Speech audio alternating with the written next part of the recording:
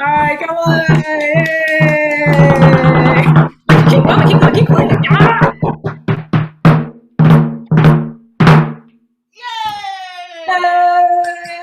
Yay! It's like a private like Katsugi show for Diana while she wears sunglasses indoors like a cool person. That was awesome, awesome, awesome. Come on back, and I'm just gonna. Well, here's my nerdy moment. I wear my sunglasses on top of my regular glasses, like a regular human being. What's up? How are you doing? Good, good, good. I'm good. Awesome, awesome. Well, welcome everyone to another Welcome. kaDON Live chat. And today we have the very awesome, very cool Eddie Uchida. Yay! Yay! And for those who were part of our kaDON Live last year? Oh my gosh, time flies. It's like, was this last year? Wow, really? Gosh. Yeah. We had It's almost we a year. is it almost a year? When was the one that you did last time? August. August. Okay, okay. All right. Well, we still got some time. We still got some time. But as some of you may know, Eddie did a very awesome, very insightful series called Body Awareness. Right, body awareness. I'm like, wait, what is that? That's what it was. Body awareness, which allowed us to really, think about how our bodies move and how to use, all these, all the, the natural stuff around us. Obviously, I'm not describing it well at all. So, Eddie, that must mean you need to do the series again. But this time, we're very excited, and I've been waiting for this for quite some time. Eddie is now doing a Katsugi Okedo series. Woo! So we thought today would be a great opportunity to talk about it, see if it's something that you're interested in, maybe see and learn something that maybe you weren't sure if you're going to do it, and now you're like, hey, that sounds like I would like to join in. It starts this Thursday, June 3rd, 5 p.m. Pacific time, which is 9 a.m. in your time, right? Yes. Okay. All right. I think I'm getting a little better with this time conversion thing. And of course, sign on up on kaDON.com. Okay. Let's see what other important things we need to mention. Dive right in. Well, yeah, let's go. So, Eddie, I was thinking, because, we kind of just assume that everyone knows like what Katsugi Okedo is and what that means. I thought it might be good to just briefly mention like what is like when you say we're learning Katsugi, what does that mean? So katsugi, like katsugi comes from katsugu in Japanese, and katsugu just means like to put on, like be able to carry, and like a back, like the backs that you put it on, right? That's what katsugu means. And Katsugi Okedo is usually like made out of the so lighter drum. It's not like one piece wood. It's too heavy. You're gonna break your body. And be able to put it on like this, free to move, go anywhere. Oh, and drop things. Awesome. And in a group, like, of course, you'll be able to play just with this, or like, you have a lot of like a different movement that you can do. Also, you could just bring your own taiko and bring it somewhere just with this. It's so light. And practice anywhere. Totally. Yeah, that's definitely one of the things that when I first saw like someone performing Katsugi, I'm sure it was with kodo, and I realized, wow, the idea that you have a taiko that you can carry, you don't need another person to help. Yeah, I know.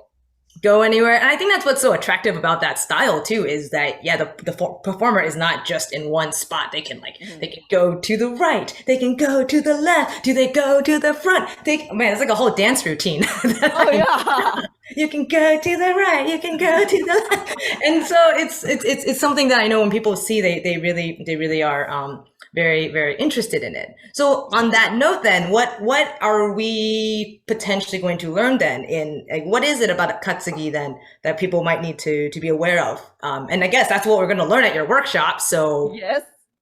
So just an intro of that, I guess. So Katsugi is like really new style. It was from like northern Japan, the style is, and then some people, former kodo players has got inspired by samunori from the Korean chango style, Mm-hmm. and then they started like kind of copying and learning thing and creating new style, and it has been developing more and more that like have been, that recently they have Roland has like released that a taiko one electric okedo, so it's growing a lot. But for Katsugi,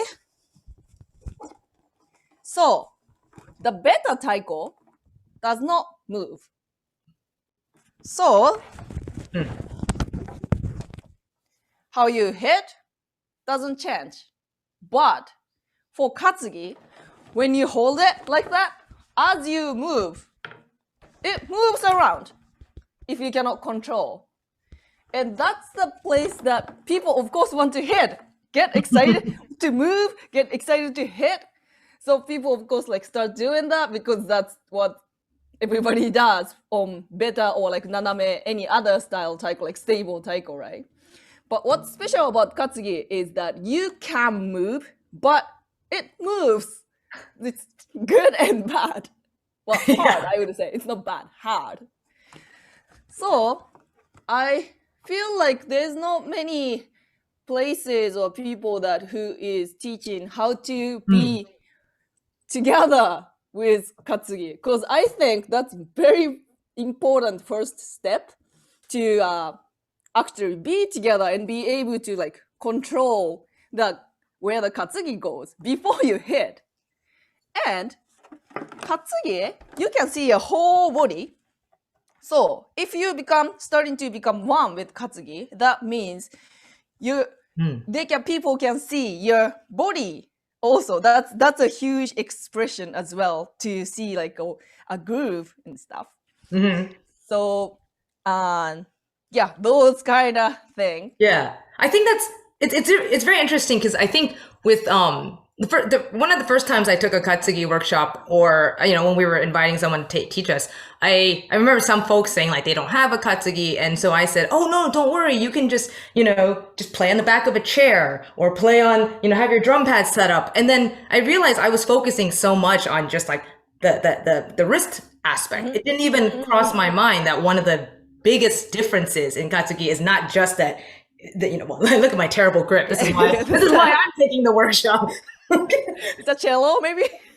We're doing like taiko charades. I'm like, guys, what am I doing? And they're like, this is Katsugi, guys.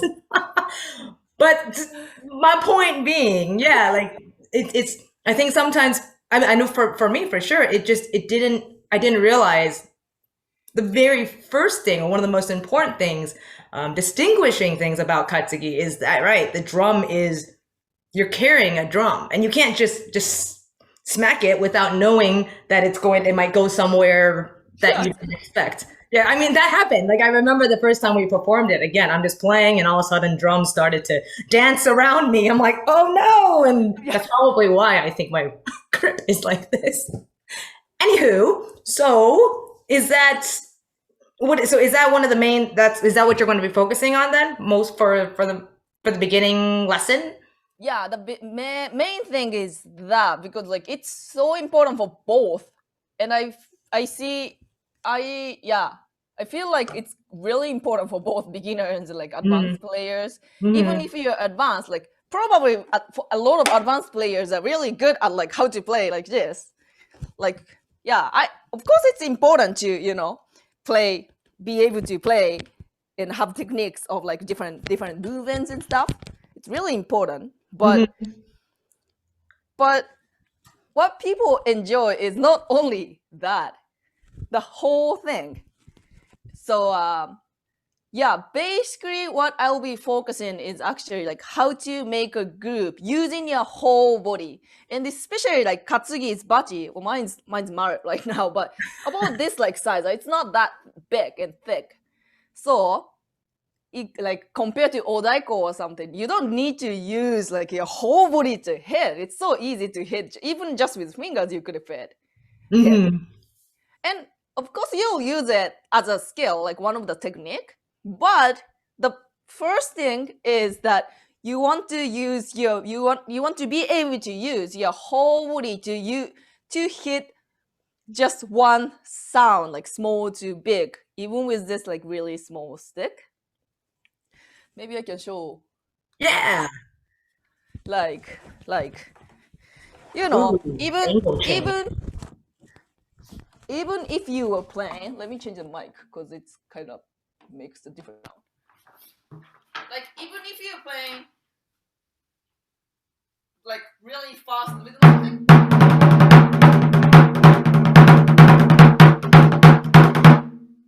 it's still technique, but I was not using any of my body. But about the same rhythm, if I use my body, the groove, probably you can see more groove from my body, like.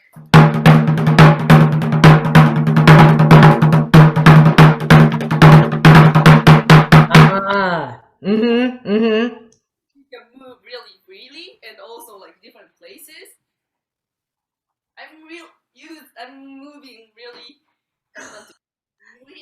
but we'll do this kind of exercises too because I see people just go like Taiko goes like this.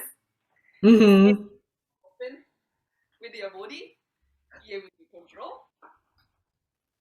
If you are being able to control, then you could play like in any places.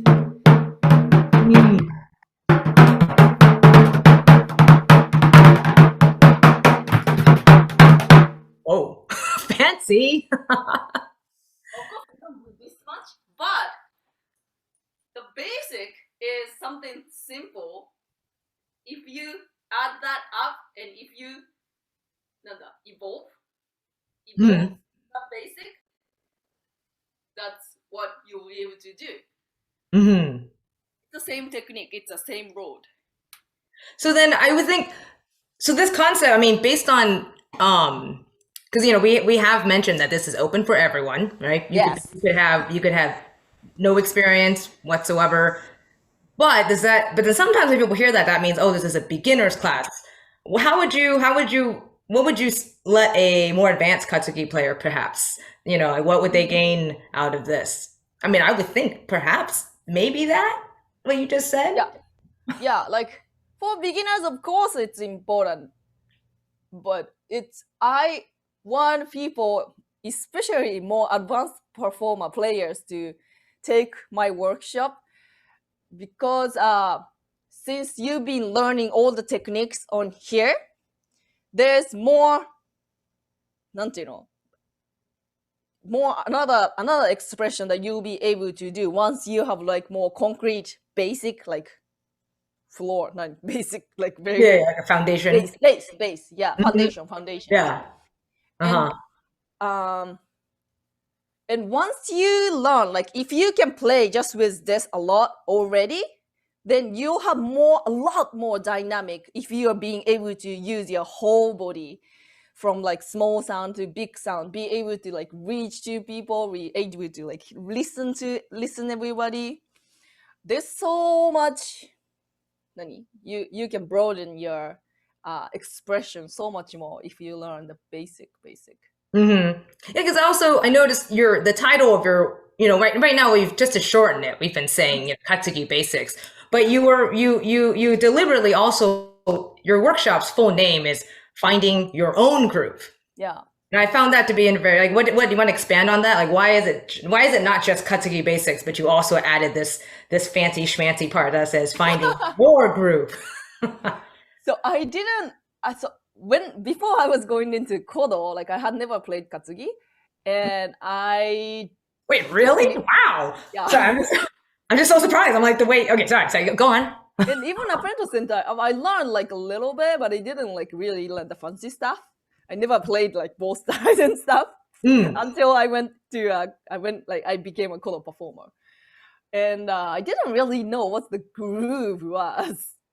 And one of the performer told, well, I was often told that my rhythm was really dry, and I didn't know what it meant. What's dry? What does I don't that know. mean? And My I hands are feeling kind of realized, dry. you know, Need some lotion. Anyway, sorry, that wasn't the point. Go on. and I realized that so the groove is kind of like so the one of the poem explained it to me that groove is kind of round, like it's a ball or it's a like egg shape, whatever the shape, but like kind of roundery shape. Mm-hmm. And even like very simple doko doko doko doko, it goes like doko doko doko doko doko doko doko doko. So it's a direction. Each sound has direction. It's not same do do do do. Shogo-san did kind of like this workshop. Yes. But do do do do do like depends on. It could be like do do do do do do, or it could be do do do do do do do do do do do do. And so this groove is kind of like a base of everything. If you even it doesn't matter if you have bass player or not. Even if you're playing on your own, like you have bass rhythm very at the very bottom of whatever you're playing. So even if I'm playing like solo or different rhythms, like say don don don stone, the don the direction like a don don stone don don stone, like that it changes. Yeah. And if you are not following that, then it just sounds like a bunch of rhythm. It's rhythms like there's no groove, like there's no direction. Direction is like just all over the place, and So you are just hitting in the right timing. That's all. It's just like right. a Like just a like metronome, right? It just sounds very just like yeah. just like there's like nothing in between. Mm-hmm. But to be able to do that, like we can make sustainable groove on our body, I found, and that's why we use the gimbal Oh, okay. to help. But it's just like a like a basketball. If you like dribble, it just comes back, right? Yes. By itself. And Right. we can do that on our body if we keep the groove on that body and play the rhythms within that while our body is moving. Yeah. Then the phrases become makes a groove. Does it make sense? Yep. So, I mean, it will. I mean, that's why we have. That's why there will be a 4 workshop. I mean, if I understood it now, then that's it, right? But no, that's what we're working on. That's yeah. Don't worry. Yeah, it's so easy to say. It's so easy to say, but it's kind of like it's hard to do it if you're gonna like try to do a complicated rhythm. But I will break down to like simplest rhythm, like don don don don su don su don su don su don. Really simple, but at the very beginning, I see people just go like all over the place. But people will be able to do it at the end. Yeah. And if you learn the one thing, what I learned from when I was in professional groove was that we always practice just like one good sound, because all the phrases, all the rhythms, all the pieces are sequences, continuous of this one sound. So if you cannot make this one good sound, you won't be able to make a good sound. You won't know. So if you learn how to make this simple groove and put it in your body, not only here to understand, but actually be able to understand by your body, then you will be gradually be able to use it in your own thing as well. Right. Yeah, and I think, and that's what's really great is like these kind of concepts they're not something that you're necessarily supposed to understand right away or that you're going to get right away, right? These are definitely things that, you're sharing them, and then it's a consistent practice, consistently like thinking about it. Maybe I'll carry my Katsugi when I go shopping and I'm just like walking just to practice to move with it. Because like with we've got some members of our group who are going to sign up, and rather than just watch like, the 4 lessons, what we're hoping to is to go back and really kind of pick out those concepts that you're emphasizing, and then keep practicing, right? Because gradually I think everyone sort of hits it at a different point. I mean, everyone finds their own groove, right? Yes.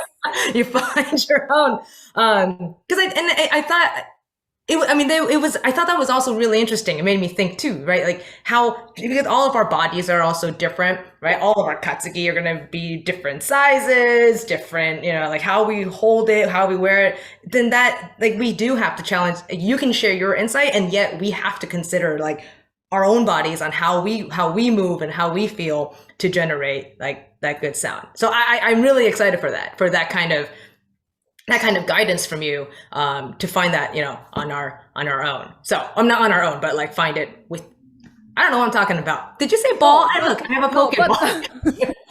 No, but that was perfect way for you to like put it together. Thank you. But yeah. I'm not like really teaching. You are the one, like people, every single person is the one who to find.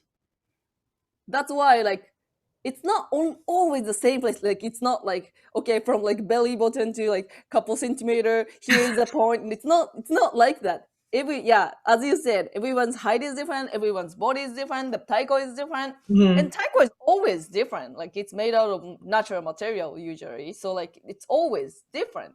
So what's important is, of course, to know about the instrument, but be able to like feel and sense our body, and with taiko as well. So what I'll be doing is actually like really helping and guiding you to how to find your own like basic groove, basic in this workshop. Yeah, and I feel like these concepts can really apply to even though the focus is katsugi, a lot of it can still be very helpful for other styles as well, right? Yeah. Just having that understanding of your body. So on that note, okay, so that means what's very important then is going to be that they have something that they can carry, right? So Yes. if you don't have actually, this is a good. So yesterday, was it yesterday? Oh, I've lost track of time. 2 days ago? 2 days ago. We with Eddie's help, we put out a manual of some at-home suggestions if you don't own a katsugi okedo, from like simplest to more complicated. More complicated sounds scary. Simplest to more detailed. How about that? And so the very simplest one was like just carrying like a sports bag or a duffel bag, gym bag. Oh, you have one? Yeah. Like I have one. Let me show you. Oh, okay, great, awesome. Yeah, so the first one is just like, you carry a duffel bag, and I just said that like 4,000 times. Carry a duffel bag. That's me killing time. Is just saying duffel gym bag sports. Yeah, Thank you for the duffel gym bag. Yeah, and then you put you just put like some pillows in there to. Yeah, I have a pillow, but you could put blanket or whatever that feels in. Okay. That already sounds better than me on a real kettle. So, okay. So yes, from that was like the simplest one, and then you have, I think the most detailed one that we put was like building your own faux keto. Oh, you got one too. Oh, there you go. I kind of got one. Yeah, it's not exactly the same, but That's very nice. So yours is using the body is using like the cardboard tube. yeah. Okay, cool. Yeah, mine is. I have mine. Oh yeah, you have one. I do. And I just realized I did not deliberately wear a Superman shirt to match this. Wow. I just realized it looks like this was planned, and I wasn't. But anyway, yeah, I have my own faux keto. One of my members made it for me for my birthday, like, I don't know, years ago. So she got, basically, these are just like plastic potter plants. Oh, It yeah. could just be a bucket, and she painted like an S and an S on here. Cool. It's very sweet. So like, it's the same method, right? Bucket, tape them together, get some rope, get some tape, get a ring. Was yours also a djembe ring? No, Like, we don't really like in Japan. I cannot really get djembe rings so easily. So I got what? it from like a planta, like for flowers and stuff. Planta thing. Oh, Yeah, oh, that's yeah, interesting. That's probably easier. Yeah, because like it's nice to be able to say all the materials were just from like a Home Depot or like a tools, right? Okay, so what was it?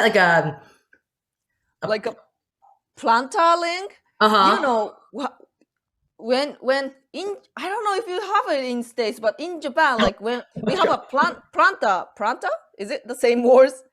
The Yeah, yeah, thing that yeah. you have flower in, Yeah.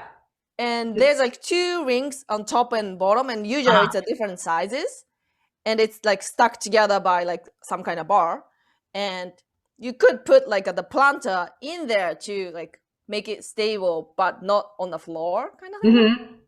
Oh, Oh, I just cut the bar, and I could use like there's two different sizes rings. oh, interesting. Maybe, well, if you send a photo, maybe we'll put that on the manual. Maybe we can see Okay. folks can find that too. So anyway, Sure. I know the workshop is in like 3 days, but if you don't have time to build one, that's fine. You can still, we've got 4 weeks, right? So maybe day one, you're using a duffel bag, and day two, you're using your faux keto, and then day 3 or 4, you've bought your real okedo from Miyamoto Unosuke. See, there you go. That's what a natural timeline of it. Oh, by the way, actually, for those who do have an okedo and are saying, "Well, I can't really play this at home because it's too loud," Right. there was another suggestion that you could do. Right? Want to share what that is? Yeah. Short from Hungary has Mm. shared, and he has learned from somebody else as well. But showed this mute pad. Mine is like not a high quality at all. Like his is one, and he has made a video. So I'm asking him right now if I can share on. Ooh, okay. Yeah, share it with everyone. So if he answers, I will share to kaDON. But this is just like yoga mat. I just Oh, cut is it? yoga Okay. mat. Yeah, and then I also put towel on the Ah, back side. like mine. So that was really weird. I've got towel too. And you put the hole in here, and I Uh-huh. just tied in a Yeah. hole in here. And it sounds quite different. Like It's muted. Mhm. this side sounds like taiko. Does it still? I mean, I hope it sounds like Taiko. It's a real one, but yes, it does. Yeah, but this side, I kind of like that too. yeah, It kind of has like that bass sound, like a yeah, GBO. true. Boom, boom, boom. Yeah. It mutes Mhm. quite a bit. So like, yeah, if you could still like make some sound in the house. This mute part works, I think. I still notice you're using your. Oh yeah, yeah. I mean, I did the same thing too. Actually, I really like that. I have a towel because tape stuff sometimes can still be too loud, right? So Yeah. then by putting that on, oh never mind, that was loud because my dog just jumped.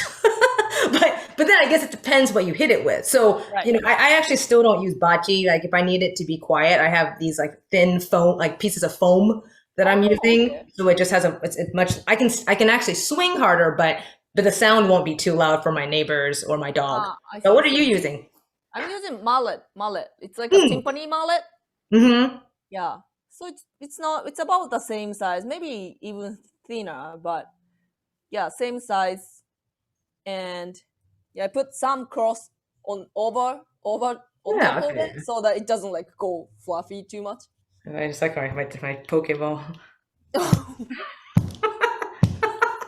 This is a little weird. If you took this clip right now out of context, that's a lot of explanation. Anyway. Oh, and one more thing that I want people to know is where to tie the strap. Yes, and actually, someone just asked, Lincoln Bella just asked in our chat about there's the things that they're still unaware of, but one of them is how to tie the strap. Oh, okay, great. Yeah. So that Yeah. there's people like there's some different kinds, but the front side is I would tie it somewhere closer to like the beginning or the end, that somewhere kind of like messy, so that it'll be on my body that people cannot see somewhere in here. And usually so the front side I usually decide the lower side, lower sound side. My Okay. front. The reason is just one reason is that the left is harder to hit, like backside is harder to hit, and also I would use it as an accent. So that's why I make this backside as higher sound. But it's not a rule or anything like that. Like it depends on the how you want to play it, what piece you're playing it. Of course you could change it. So it's just for the reference, ne? Yeah, the front side you would tie it. It's not as long as like it doesn't come off. That's totally like anything is fine. But and I use a shoelace. Oh yeah, me too. It's kind of black, so it might be able to kind of hard to see. So I got shoelace too, but my knot is very messy. So I would put, if possible, I would put both in here. Both from front. It's so hard to see. It's so black. Sorry. No, it's good. You're fine. Yeah. We'll just do it again later. And I would put like I have two here, right, in the back. Mm-hmm. Okay. Oh, I see. And just tie the ribbon here. Uh-huh. Yeah. And if you're scared to drop, I would tie it twice usually. Okay. In the back side, what's important is where to tie it. So this front side, if you make it like on the side for yourself, front side is closer to you. And on the same rope, back side, on the same rope. I usually do it on the same rope. It's kind of hard to see, but it's on the same rope. Okay. Front, on the same rope, but one farther from you. Back is one farther from you. Does it make sense? Yes. I just realized I should retie mine. Oh. Okay. Oh, it's two right now? I have two, yeah. I've counted it by like holes, like that hole, 1, 2. Oh, I guess actually no, it's about the same. Yeah, it's I would say it's same hole, but it's usually like it's not on the same place, right? It's usually no. Well. Yeah. Yeah, like it's same yeah. place, but the one farther from you is the back side. And Yes. the reason I would tie in one is it could be like the one more here or one more here. But as you make it farther and farther, the taiko becomes more like this direction for your body.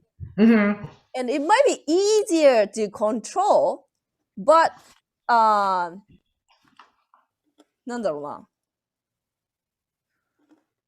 It's sometimes hard to keep it like this.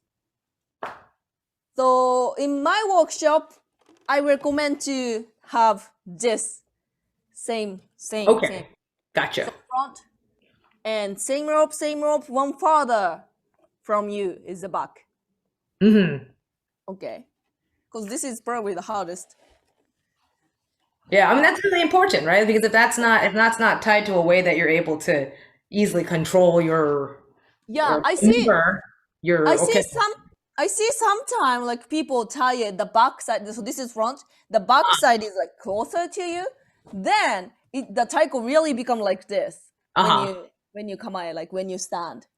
And then the reason I don't do it, like it's not wrong. The reason I don't do it is that I want to express like my face and my body is going this way, but taiko is going this way, and the sound comes out from the skin.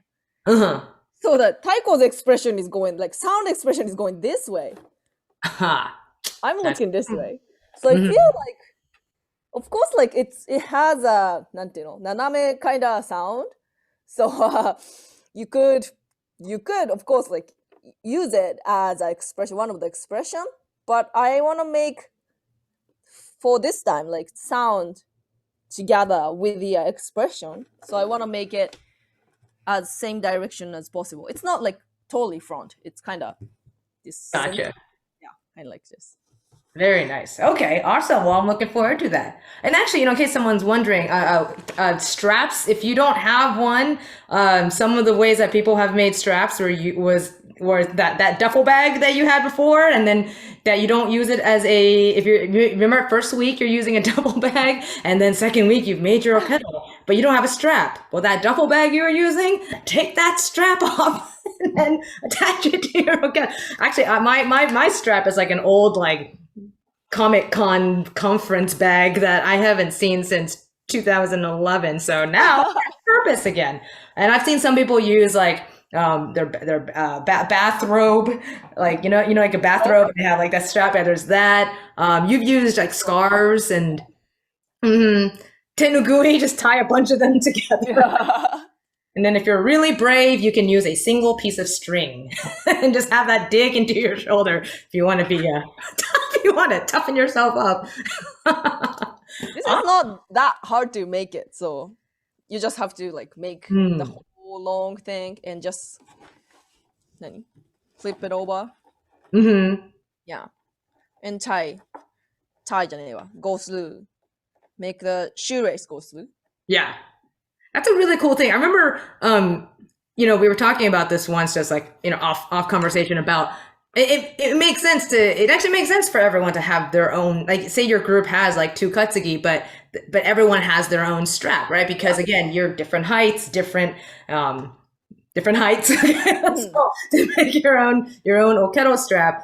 And I like the idea that you could get creative. Like this would be, this is what Eddie's pattern would be, right? Or Diana's obviously would have Superman S all over. I really like that. So that's definitely a project that I hope our group does soon. Yeah. Very cool. All right. Well, we hope you all join us.